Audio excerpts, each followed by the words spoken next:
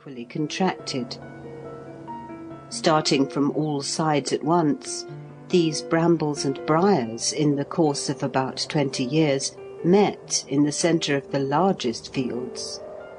Hawthorn bushes sprang up among them, and, protected by the briars and thorns from grazing animals, the suckers of elm trees rose and flourished.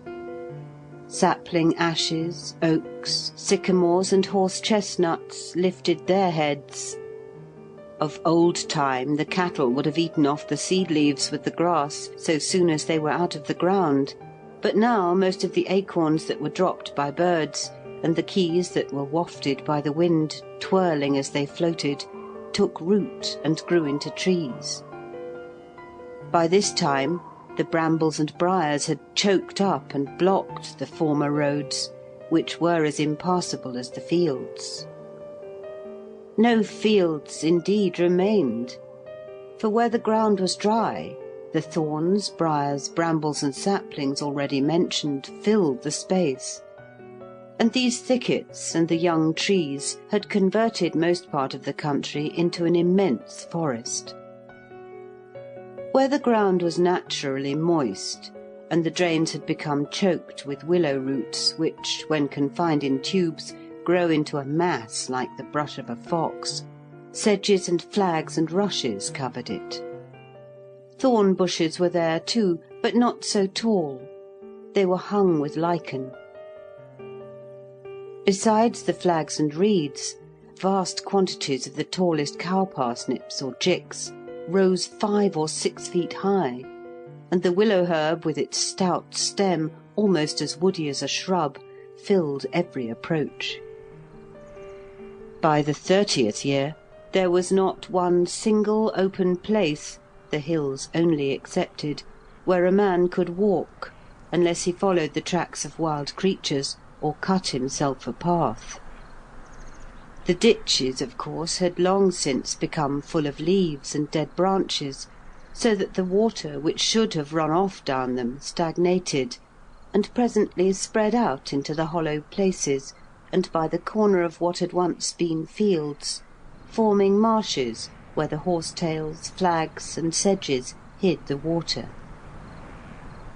As no care was taken with the brooks, the hatches upon them gradually rotted, and the force of the winter rains carried away the weak timbers, flooding the lower grounds, which became swamps of larger size.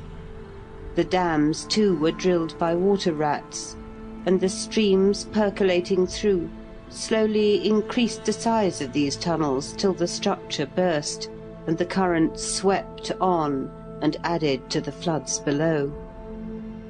Mill dams stood longer, but as the ponds silted up, the current flowed round and even through the mill houses, which, going by degrees to ruin, were in some cases undermined till they fell. Everywhere the lower lands adjacent to the streams had become marshes, some of them extending for miles in a winding line, and occasionally spreading out to a mile in breadth. This was particularly the case where brooks and streams of some volume joined the rivers, which were also blocked and obstructed in their turn, and the two, overflowing, covered the country around. For the rivers brought down trees and branches, timbers floated from the shore, and all kinds of similar materials, which grounded in the shallows or caught against snags, and formed huge piles where there had been weirs.